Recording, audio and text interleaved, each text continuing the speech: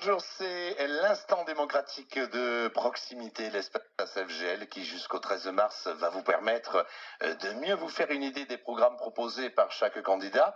Aujourd'hui, Biscarrosse avec un premier face-à-face entre Lornaillac et sa liste Biscarrosse en commun, Emmanuel Diaz, Biscarrosse grandeur nature. Merci à tous les deux d'être présents ici, dans ce studio.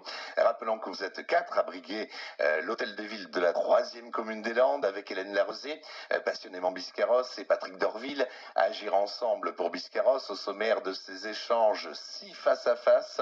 Donc pour se faire une idée de vos propositions et de vos programmes, qu'est-ce qui vous différencie de votre concurrence? C'est la première question. On parle de politique ou de visions différentes, Lornaillac? Merci Hervé, et puis merci aussi de nous recevoir ici. C'est vrai que c'est un exercice intéressant et fort constructif. La différence, elle est d'abord sur les fondamentaux, parce que c'est vrai que même si nous pouvons, avec Manuel Diaz, avoir des points d'intérêt, des points communs, notamment au niveau d'une certaine bienveillance.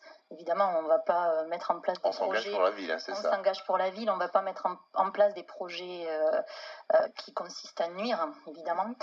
On a quand même une grosse différence sur la façon de voir et d'organiser cette vie, donc cette politique.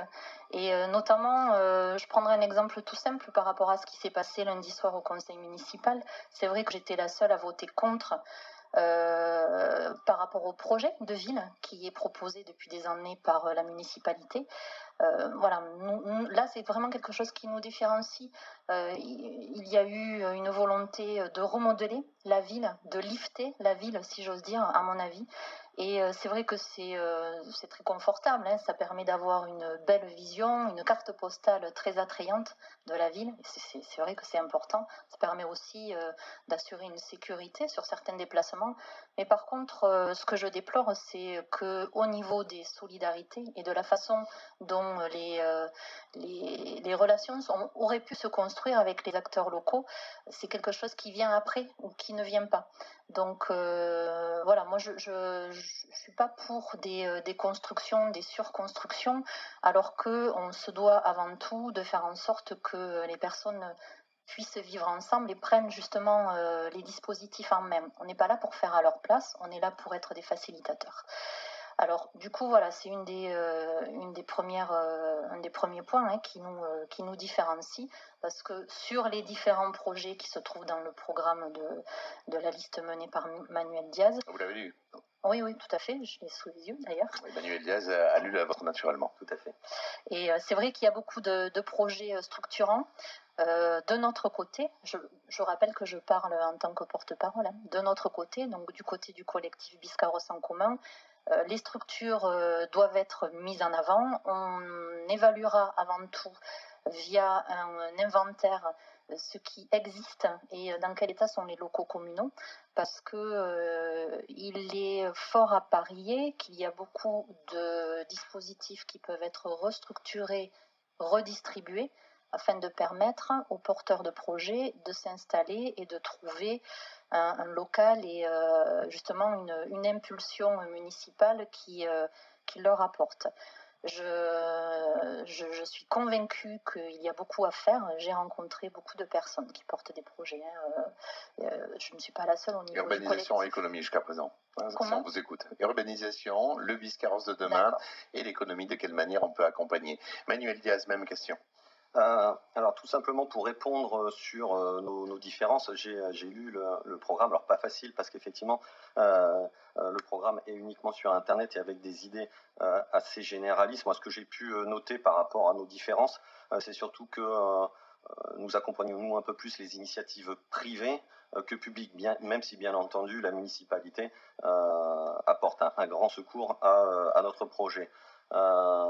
Notre projet de Biscarrosse grandeur nature, lui, s'inscrit dans une logique qui est plutôt à 30 ans, hein, en appui total avec le plan climat, air, énergie territoriale. Et c'est ça qui fait la grande différence de nos programmes. Pour répondre sur la partie urbanisation et densification du centre-ville et par rapport à notre projet de centre-ville dont on parlait, où effectivement lundi soir, une délibération où on a eu une abstention du côté de l'équipe d'Hélène Larezé, enfin des abstentions, 11 abstentions, et un contre de la part de Laure Naillac. Effectivement, nous, ça s'inscrit dans une logique de densification du centre-ville, en accord avec ce plan climat air énergie, tout simplement pour éviter d'aller manger sur les espaces, sur nos forêts. Pour d'autres villes, c'est sur l'agriculture, nous, c'est sur nos forêts. Et l'autre, c'est effectivement un projet qu'on a depuis très longtemps, qui n'est pas d'aujourd'hui, c'est de le densifier pour apporter de la population en cœur de ville. Depuis longtemps, on se pose la question de savoir comment aider nos acteurs économiques à pouvoir faire leur métier sur ce centre-ville et attirer. La première chose à faire, c'était de faire venir du monde. Ça a été le premier projet que nous avons initié à la Puyade, donc ça fait très longtemps. Effectivement, il a mis du temps à se positionner eu égard aux problèmes financiers qu'il y avait eu dans le monde entier il y a plus de 10 ans. Et ça a été mis en place réellement il y a 5 ans. La Puyade, vous l'avez vu, il y a eu la tranche 1 qui est déjà terminée et qui est très jolie, la deuxième tranche qui est en phase d'aménagement et la troisième tranche qui sera faite beaucoup plus tard. Je crois que nous avons réussi ce système où effectivement nous avons du monde qui vient en centre-ville et je pense que tout à l'heure on le développera. Notre façon d'aider nos commerces, pour moi, c'est de faire en sorte que les différents acteurs, donc nos citoyens, puissent se balader dans ce centre. Et le projet dont parlait Laure, c'est la suite logique. Donc là, nous sommes sur le rachat de la boulangerie Simon, qui va dans la suite logique de ce plan de centre-ville qui a déjà été exposé et qui en fait est, si on regarde bien ce plan, l'endroit où on met le parking pour justement faire venir nos citoyens et pouvoir se balader dans notre centre-ville. Alors à quoi ressemblera ce Biscarrosse de demain, cet hypercentre, avec des parkings souterrains, avec une densification, comme vous venez de le dire, Manuel Diaz, de cet hypercentre, pour faire travailler l'économie locale.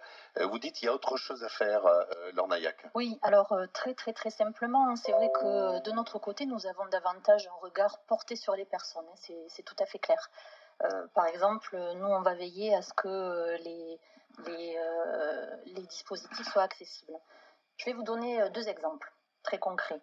Je suis étonnée ici qu'il n'y ait pas d'accès PMR à Fréquence Grand Lac au studio. Alors je suis sûre que ce n'est pas par volonté de la radio, ça c'est évident parce que vous êtes des facilitateurs et vous êtes sur le terrain, c'est sûr. Et par contre, vous voyez, ça c'est le genre de choses qui pour nous est très difficile à concevoir. Parce que bien évidemment, les personnes à mobilité réduite ont des choses à dire et ont besoin de le faire savoir.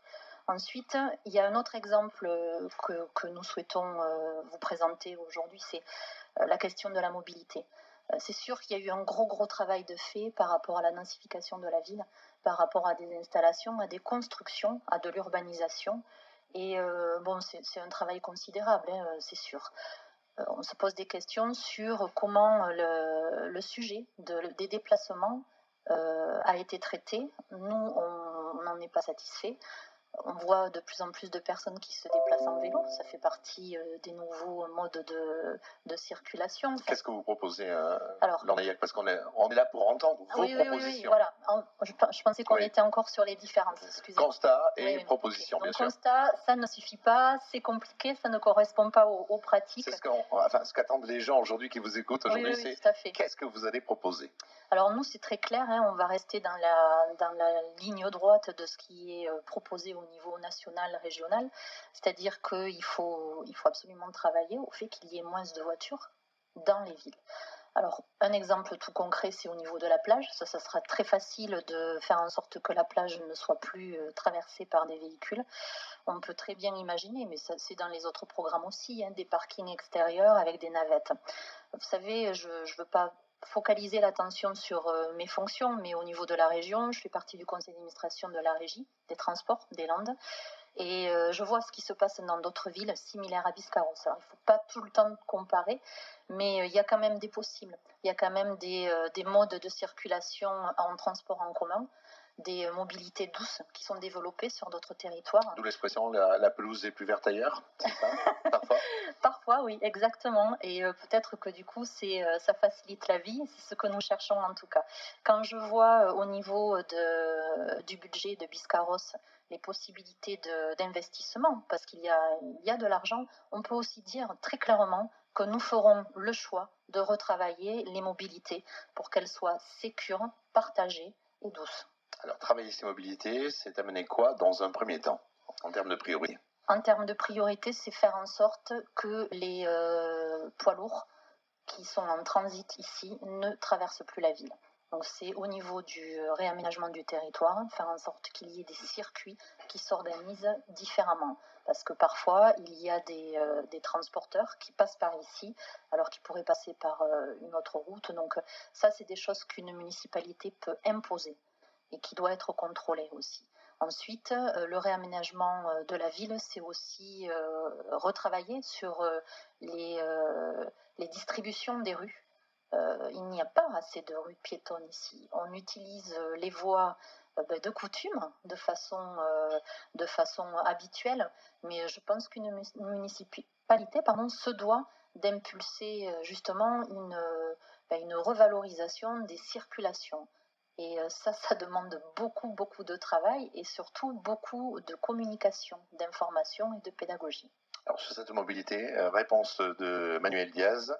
Alors sur la mobilité, je vais forcément rejoindre, pas forcément dans les moyens, mais en tout cas sur l'intention de le faire, parce que comme je le disais en préambule, nous allons suivre scrupuleusement les recommandations du PCAET, donc du plan climat et énergie territoriale que nous avons élaboré ensemble avec la communauté de communes.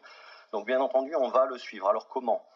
Les pistes cyclables. Alors je rappelle tout de même que les pistes cyclables, c'est une compétence communautaire.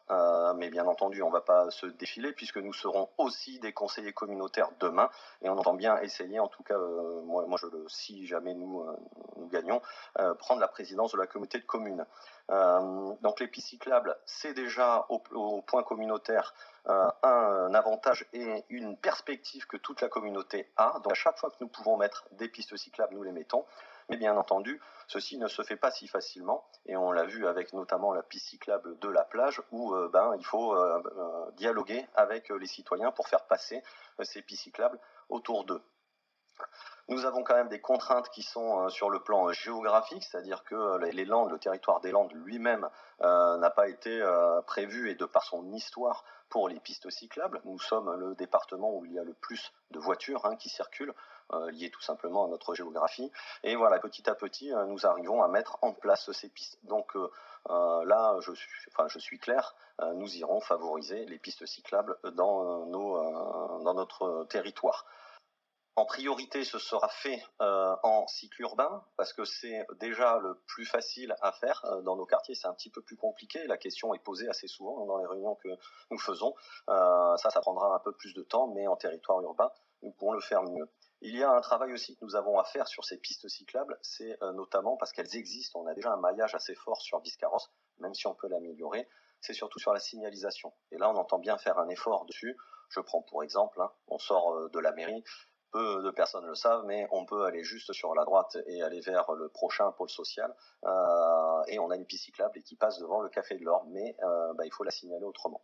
Donc ça, c'est une chose. Ensuite, moins de voitures dans les villes, et là je rejoins Lornaillac, bien entendu, mais c'est exactement le plan de notre centre-ville qui a été créé il y a quelques années. C'est le but petit à petit, c'est d'amener à ce que les citoyens se baladent et donc marchent et piétonnisent dans notre ville. Et ensuite, une fois que là, on sera habitué à faire, nous citoyens, nous serons habitués à tourner en centre-ville, on pourra envisager la piétonisation. Si aujourd'hui on le fait, ou si hier on le faisait, c'est pour ça que nous ne l'avons pas fait auparavant, c'est que c'était trop tôt, c'est qu'il n'y avait pas encore du monde dans le centre-ville, et qui fait que si on piétonise, et si on piétonisait, là pour les commerçants, forcément ils auraient râlé parce que il n'y a pas le flux nécessaire à faire fonctionner le commerce. Ensuite, d'autres moyens, et on donne dans notre projet, mais je crois l'avoir vu aussi dans le projet de l'Or, une navette électrique. Donc là, c'est pour pouvoir faire entre le bourg et la plage, ou même à l'intérieur de Biscarrosse-Bourg. Ça, c'est une volonté déjà de la municipalité actuelle et qui est forcément ma volonté future.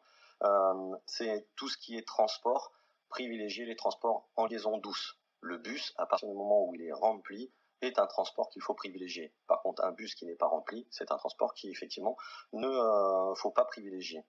Laure disait tout à l'heure, possibilité d'investissement. Je remercie Laure de dire qu'effectivement, nous avons bien travaillé pour nous donner au prochain des possibilités d'investissement dessus. Effectivement, nous utiliserons ces possibilités pour pouvoir mettre en œuvre ce plan climat et énergie territorial. Alors, est-ce qu'il y a trop de monde? On a fait réaliser un micro-trottoir sur le marché de Biscarrosse. C'était pas vendredi, c'était vendredi dernier, je pense. Et les gens nous disent il y a trop de monde, cette démographie, il faut l'accompagner. De notre côté, on veut aussi des services médicaux. Enfin, on veut tout, mais on veut pas aussi le contraire. Qu'est-ce que vous avez à répondre finalement à ceux qui passent commande au Maire Noël, M-A-I-R-E, on va dire, ce genre de réflexion qui amène à imaginer le Biscarrosse de demain? Alors, Nayak. Il y a trop de monde ou il n'y en a pas assez, c'est toujours un problème. Est-ce qu'il y en a trop ou pas assez, Manu Diaz? Non, il n'y a pas trop de monde. Juste avant que Laure réponde, je donnerai simplement les chiffres. Ça fait quasiment 3 ans que nous stagnons au niveau de la population et nous sommes autour de 14 500 habitants. On est même à 14 182 habitants aujourd'hui. Donc oui, j'allais dire il y a trop de monde ou il n'y en a pas assez. Le problème est différent pour les municipalités, mais en tout cas, ce qui compte, c'est l'intérêt que l'on porte aux personnes et à toutes les personnes. Une fois de plus, c'est vraiment important de se positionner sur Alors, comment accompagner cette démographie aujourd'hui? Beaucoup de gens veulent s'installer et s'installent à Biscarrosse. Mais vous voyez justement sur ce dont vous parliez tout à l'heure, une des différences qui nous caractérise aussi, c'est sur la démarche que nous avons pour cette campagne. Donc il est force de constater que le collectif dont je suis le porte-parole souhaite rassembler une vraie cohésion citoyenne. Alors il y a des outils par rapport à ça. Il y a des possibilités de référendum, il y a des possibilités de mettre l'élu au centre des dispositifs et surtout sur tous les quartiers. On a quand même constaté qu'il y avait certains quartiers sur Biscarrosse qui n'étaient pas trop visités. Alors c'est très facile d'aller se présenter dans des associations où il y a beaucoup de monde, où ça fonctionne bien. C'est beaucoup plus compliqué d'aller dans des endroits où on n'est pas trop visible, c'est sûr. Mais en tout cas, c'est une mise en place qui doit être faite et qui doit être effective. Ensuite, au niveau de la population, on a malheureusement un rapport INSEE de 2016. Moi, j'ai hâte de savoir quel public nous avons, parce que sur celui de 2016, déjà, on a remarqué qu'il y avait beaucoup de familles monoparentales, qu'il y avait beaucoup de personnes qui vivent seules et à tous les âges de la vie. Donc forcément, par rapport à ces indicateurs-là, ça demande un travail et une organisation. C'est une société qui est en pleine mutation aussi. Voilà. On le retrouve un petit peu partout. Exactement. On n'est pas une particularité, c'est tout à fait commun. Mais par contre, il est évident qu'on ne peut plus dire aujourd'hui qu'il n'y a que des retraités à Biscarrosse. C'est évident. Par contre, comment fait-on pour accompagner toutes les populations, toutes les strates de population et dans tous les quartiers? Nous, vous verrez dans notre programme. Alors, on a fait le choix de ne pas faire des catalogues et de ne pas les mettre dans les boîtes aux lettres pour des raisons d'économie. Je ne reviens pas sur le fait que les campagnes sont remboursées par l'État et que donc voilà, notre première démarche est de faire en sorte de ne pas dépenser l'argent du contribuable. Mais par contre, vous l'aurez sur notre site Biscarrosse en Colombe. Je l'ai quand même imprimé, Lornaillac. Oui, voilà. Vous l'avez fait imprimer, mais donc bon, finalement, vous avez... Il y a 12 500 votants sur Biscarrosse, donc je pense qu'il y a beaucoup d'économies de fait à ne pas imprimer pour ces 12 500-là. Ceci dit, voilà, il y a un site internet à disposition, et tout ça, c'est quelque chose qui s'inscrit dans une volonté de bien faire, de faire avec sérieux, mais de faire avec les outils de notre temps. Oui, pardon. Les personnes dont je parle, les familles monoparentales, personnes qui vivent seules, aujourd'hui, comme on le disait, ça ne correspond pas uniquement à ce qui se passe à Biscarrosse, c'est un fait de société. Il faut absolument qu'une municipalité porte une vigilance accrue sur les problèmes de société actuels. Il n'y a pas de ville où il n'y a pas de problème. Donc la nécessité de retravailler sur les éducateurs, sur les animateurs, c'est des métiers tout ça, d'accompagner les personnes, d'être là quand il y a besoin, de répondre aux difficultés, d'avoir une certaine vigilance, retravailler aussi avec la municipalité. Donc pour tout ça, nous faisons le pari sur l'humain, l'embauche. Il y a des moyens à Biscarrosse, bien évidemment. Dans le collectif que je représente, il y a des personnes qui ont des compétences en ressources humaines. On vous fera part de ce fait des possibilités d'embauche, de recrutement de personnel qualifié pour accompagner les personnes dans leur vie, qu'elles soient agréables ou pleines d'aléas. Manuel Diaz. Alors, pour répondre déjà à la première question qui était effectivement, est-ce qu'il y a trop de monde, pas assez de monde sur la ville de Biscarrosse? Alors je le dis assez souvent, Biscarrosse Grandeur Nature, c'est concilier l'accueil des nouveaux habitants avec la protection rigoureuse de notre cadre de vie, de notre environnement et surtout de notre identité. C'est comme ça qu'on peut accueillir pour moi les Biscarrossais, ceux qui sont aujourd'hui présents. Il y a ce qu'on appelle les natifs. Ensuite, il y a ceux qui sont arrivés avec le CEL, qui sont arrivés aussi avec la Savième. Moi-même, j'en fais partie parce que j'ai aimé cette ville il y a des années et j'ai voulu venir. La plupart des Biscarrossais qui sont venus sur Biscarrosse sont venus d'abord pour son cadre de vie. Donc oui, nous allons les accueillir, mais oui, nous allons les accueillir avec notre identité, notre patrimoine. Et ça, c'est tout l'engagement. Alors comment faire pour ne pas que Biscarrosse perde son identité et puisse accueillir ceux qu'il aime? Alors sur plusieurs points. Le premier point, c'est un rappel sur notre architecture. Alors qui n'est pas si évident, parce que notre identité architecturale, elle se repose sur plusieurs identités. En gros, on a une identité basque, une identité arcachonnaise, on a un petit peu de Lot-et-Garonne, on a surtout aussi nos landes, et on a donc notre patrimoine. Donc là, il y a un focus et des réhabilitations qui vont être faites sur l'ensemble de notre patrimoine. Je donne juste un exemple, et je vous encourage à aller regarder le projet, mais un exemple, c'est Mias. On compte créer l'académie de Mias, c'est un grand terme, mais c'est surtout pour dire qu'elle va être rénovée et que nous allons accueillir dans cet établissement l'ensemble des éléments de notre patrimoine et le valoriser. Voilà un exemple. Et à chaque élément de notre cité, nous allons mettre en valeur ces différents édifices. Sans faire tout le tour, remettre le kiosque à musique que nous avions à l'époque, donc autour de la place de l'église. Mettre des halles au niveau de la place Marsan, alors des halles dans le style, je ne sais pas si vous avez vu celle de Saint-Julien en Borne, on appelle ça style Baltard, donc redonner une âme à notre ville et surtout le valoriser, parce que nous avons énormément... Vous les localisez où ces halles, Manuel Diaz?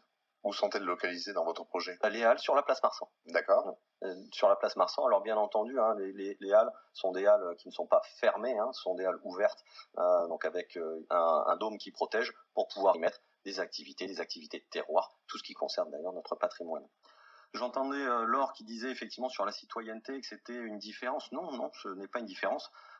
J'ai bien entendu qu'effectivement vous vouliez le faire, Laure, mais nous aussi, c'est-à-dire que les élus de quartier, c'est marqué noir sur blanc dans le programme, donc des élus de quartier dans tous les quartiers, ça me semble tout à fait vital. Des permanences d'élus, donc des permanences hebdomadaires d'élus, que ce soit au bourg et à la plage. J'ai d'ailleurs un petit mot pour les plagistes qui demandent souvent à avoir un référent plagiste sur la plage. Non, pas un référent, 33 référents. Je dis bien 33 référents, j'y mets l'opposition en même temps. On est tous des élus aussi de la plage, on est tous aussi des élus du bourg. Donc ça, ces permanences d'élus sont primordiales. Ensuite, une application citoyenne qui est déjà, que j'ai déjà testé, créé, etc. Et c'est la mise en place avec les services qui devient plus important. Une application citoyenne ou sur votre smartphone ou sur votre ordinateur.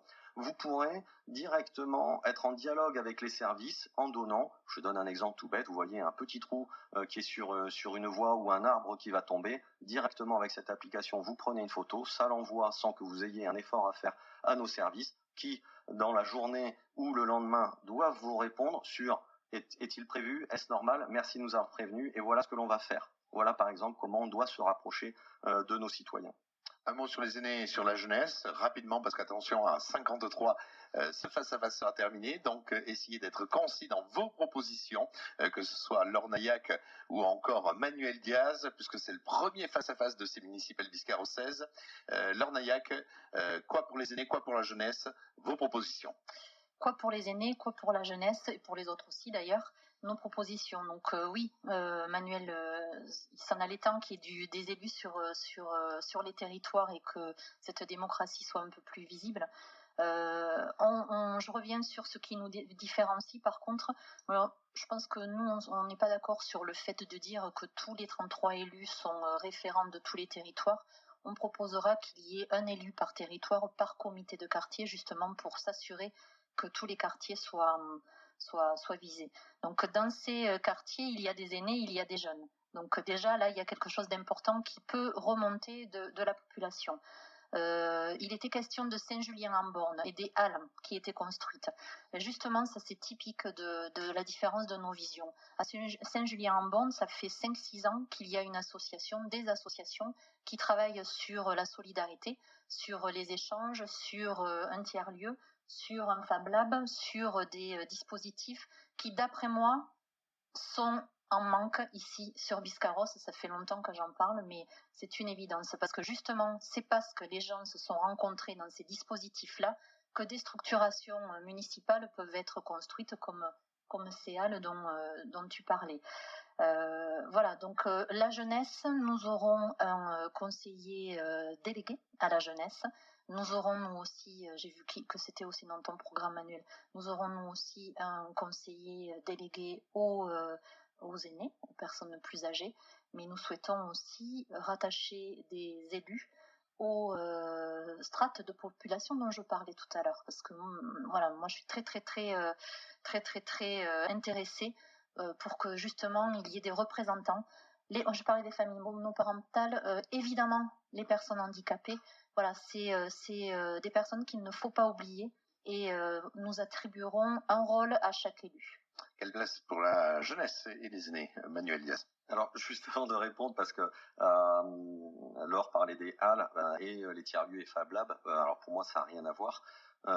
Et pour répondre, bien entendu que tiers-lieux et Fab Lab, nous allons le faire, parce qu'il y a les Fab Lab, les clusters, on ne va pas rentrer dans les débats, et c'est effectivement prévu, mais ce sont deux choses complètement différentes.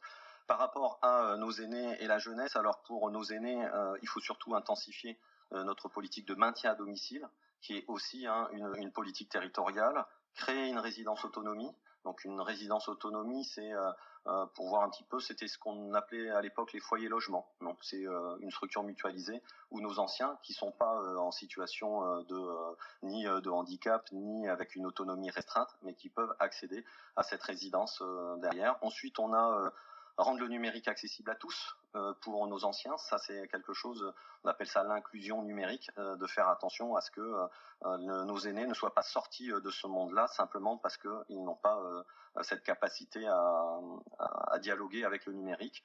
Et ensuite, achever la construction du pôle social, puisque nous avons prévu un pôle social en lieu et place du bâtiment Siegel. Ensuite, pour nos aînés, c'est aussi faciliter la santé, donc faciliter les transports vers nos différents centres, les hôpitaux, alors que ce soit Arcachon, que ce soit Dax, que ce soit même Mimizan. Donc on a ça. Ensuite, obtenir l'ouverture d'un centre médical 24 heures sur 24. Alors je dis bien obtenir, attention, parce que c'est pas de notre décision, c'est là. Il y a une population qui se plaint de ne pas avoir de spécialistes ici sur place. Vous l'avez entendu lors de nos micro-trottoirs. Tout à fait. Et donc là, c'est le travail avec l'agence régionale de la santé, l'ARS, qui est important. Le travail avec le préfet ou la préfète désormais. Ce travail a été déjà initié l'année dernière. Nous avons obtenu de l'ARS qu'il s'intéresse au sujet. Et donc c'est pour ça qu'on va promouvoir, je dis bien promouvoir, c'est pas nous qui allons le mettre en place, mais en tout cas les choses sont déjà faites pour obtenir cette ouverture à l'année du centre médical 24 heures sur 24. Voilà pour... Ce centre médical, c'est la collectivité qui sera propriétaire des murs, oui, c'est ça? Oui, d'accord. Oui. Et ensuite pour la jeunesse, donc là c'est favoriser alors tout ce que l'on fait déjà sur l'école de musique, bien entendu nous attendrons pas. Sur le pôle culturel, on n'a pas et on n'aura, j'imagine, pas le temps d'en parler aujourd'hui, mais ce pôle culturel, en lieu et place du stade d'honneur de foot qui est prévu, accueillera une médiathèque, mais aussi une maison des associations pour les jeunes et aussi une salle de musique amplifiée pour les jeunes. Et on parlait de PMR tout à l'heure, peut-être aussi, puisque c'est un pôle culturel, on y accueillerait des radios, dont FGL, puisque à un moment donné, ce pôle sera déplacé. Voilà, il y a encore plein de choses. On va développer pour les jeunes les équipements de plein air qui sont destinés aux tout petits, à la famille.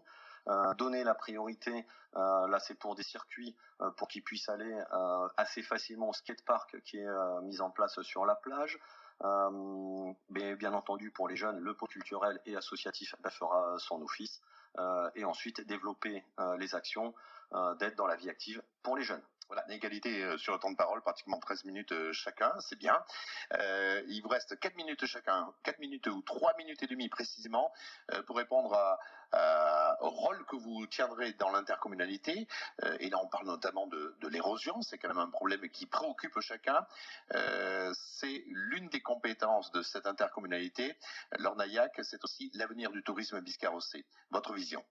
Alors effectivement, au niveau de l'érosion, je pense que là, pour le coup, c'est quelque chose qui ne nous différencie pas avec Manuel Diaz, parce que il a participé avec la mairie de Biscarrosse à la demande d'une étude très concrète avec le GIP littoral à Nouvelle-Aquitaine pour qu'il y ait un travail de fait concernant le trait de côte.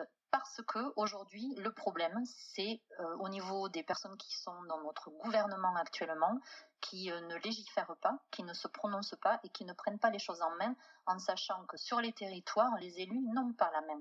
Donc ça, c'est un vrai problème politique.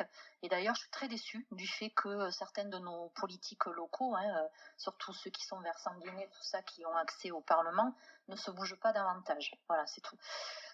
Concernant le tourisme, moi je trouve que au niveau touristique, vous l'avez vu dans le programme, on a une vision assez révolutionnaire du tourisme. Je pense que c'est un peu tôt. Allez-y, très vite. Non, voilà. Je resterai sur cette notion-là. Je la déploierai si ça vous ennuie pas dans d'autres débats. Parce que c'est trop important pour le faire trop rapidement. Mais la communauté des communes est déjà inscrite dans les dispositifs locaux, départementaux, régionaux, ce qui prouve qu'il y a de quoi faire et voilà, ça sera fait. Au niveau de ce dispositif-là, ça sera fait. Il y a déjà de bons jalons, évidemment à développer, évidemment à restructurer. Je vous en parlerai lors d'une autre émission, par contre. Oui, Manuel Diaz, donc chacun s'inquiète pour Biscarrosse-Plage et la façon dont la station va évoluer, notamment avec cette érosion. Oui, nous les premiers, nous avons été depuis longtemps inquiets parce que c'est pas un phénomène nouveau, effectivement, qui s'est aggravé, avec les différentes tempêtes. Donc, vous savez que cette compétence a été donnée à la communauté de communes par le GEMAPI. Donc, il y a toute une procédure qui a d'ailleurs été primée, la procédure du GIP et avec les membres de la communauté de communes sur notre façon de gérer le littoral. Alors, je voudrais quand même le dire parce que j'entends des inquiétudes sur le fait qu'on réensable et qu'on met du sable pour rien. Cette stratégie, elle est nécessaire. On n'a pas le droit de mettre, c'est l'État qui l'empêche. Et sur cette partie-là, à juste titre, de mettre sur notre territoire à Biscarrosse des points durs. Ces points durs font qu'on perdrait le sable et ferait, comme on le voit sur nos maisons jumelles, on serait repris par l'autre côté, donc par le sud, où le sable partirait. Le fait d'avoir cette stratégie de réensablement permet d'atténuer les effets de l'océan et de gagner du temps, parce qu'il est clair qu'au fur et à mesure des années, nous ne pouvons que gagner du temps. Ce sont des éléments qui sont bien plus forts que les nôtres. La stratégie littorale, elle, est aussi sur ce que l'on appelle la relocalisation. Ça ne veut pas dire que les mairies achètent et remettent ailleurs. Ça, c'est toute une stratégie qui doit être mise en place. Et il y a des éléments, le GIP s'en occupe avec un organisme. Le but, c'est effectivement des problèmes juridiques. C'est comment faire en sorte que nous, si on a juste 2-3 bâtiments qui peuvent le faire, mais comment sur les façades littorales, les autres grandes villes ont aussi ce souci, comment faire pour que on recule tranquillement notre front. Allez, 1 minute et demie chacun pour conclure. L'Ornaillac, sur la question, quel maire entendez-vous être, même si vous dites aujourd'hui je suis le porte-parole d'un collectif? Alors moi je répète, je suis le porte-parole d'un collectif. Par contre, au niveau de l'organisation de la ville et de la gestion de la ville, il est évident que... Si vous l'emportez quand même, c'est vous qui allez vous proposer en tant que maire? Pas forcément. Pas forcément. Vous verrez le 23. D'accord. C'est le but de notre campagne, Excusez-moi. de bien redonner le rôle à chacun dans les campagnes électorales. Donc, par contre, quand nous serons dans l'exécutif, nous travaillerons bien évidemment avec les élus d'opposition et nous ferons en sorte que chacun puisse participer, que chacun puisse apporter leurs propositions en fonction de l'électorat qu'il représente, bien évidemment. Par contre, il est évident que comme nous mettons l'humain au cœur des dispositifs, il y a des choix politiques forts qui seront faits au niveau des investissements, au niveau des façons de gérer la ville. Et puis, je finirai par un exemple. Tu parlais tout à l'heure, Manuel, de l'EMB. Donc c'est sûr que ça va être valorisé, il y a des projets en cours. Il est évident que pour nous, le premier projet, ça sera de faire en sorte que ça soit accessible pour tous les revenus, parce qu'aujourd'hui, une adhésion à plus de 250 € par enfant, ça n'est pas possible. Vous parlez de l'école municipale de musique. Exactement. La place de la culture est importante pour vous, Lornaillac, à Très Biscarrosse? importante, vous le savez, nous sommes un collectif qui allie tolérance, humanisme et qui croit en les capacités d'éducation et d'évolution des populations. Donc c'est par ce qu'on peut trouver dans nos villes au niveau culturel, sportif, émancipation personnelle qu'on y arrivera. Voilà. Manuel Diaz, conclusion vous concernant également avec toujours cette même question. Quel maire entendez-vous être? Alors quel maire j'entends être alors comme je vous disais, j'aimerais être le maire qui a une vision à 30 ans de la ville et pour la faire évoluer. J'aimerais être le maire qui a su accueillir les habitants de Biscarrosse tout en préservant son cadre de vie, son identité. J'aimerais être le maire aussi qui a su faire en sorte que les acteurs économiques de la cité puissent vivre et perdurer. J'aimerais aussi être le maire qui fera en sorte que notre ville soit considérée comme une ville innovante, ambitieuse et exemplaire. Voilà ce que j'attends et voilà ce que moi j'aimerais faire avec Biscarrosse Grandeur Nature. Pour conclure, la disponibilité de chacun, vous l'aurez si vous êtes élu? La disponibilité en temps. Ah, vous parlez du statut de l'élu. Vous parlez du statut de l'élu. Ah, mais là, il faut toute une émission, mon cher, pour parler du statut de l'élu. Non, mais je veux dire, cette disponibilité pour oui, la ville. Non, mais voilà, l'engagement, il est pris, donc c'est une obligation après. C'est une responsabilité. Par contre, on pourra reparler. Vous parlez au nom du collectif, puisque vous m'avez dit, voilà. Je ne sais pas qui c'est qui mais sera. Toutes les personnes, à part quelques retraités, évidemment, sont actifs. Donc, le statut de l'élu, c'est quand même très compliqué.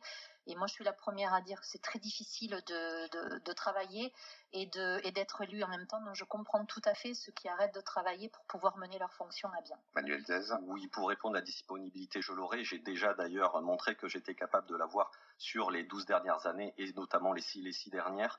Je tiens aussi à dire que sur l'équipe, la disponibilité, nous l'aurons aussi. Vous avez pu voir sur l'équipe et notamment l'équipe des adjoints et des conseillers municipaux qui sont tous à même de pouvoir être tout le temps disponibles. Merci Lornaillac et sa liste Biscarrosse en commun. Merci Manuel Diaz. Prochain débat demain, 12h15, 13h. Merci de nous avoir rejoints dans ces studios et merci de votre écoute.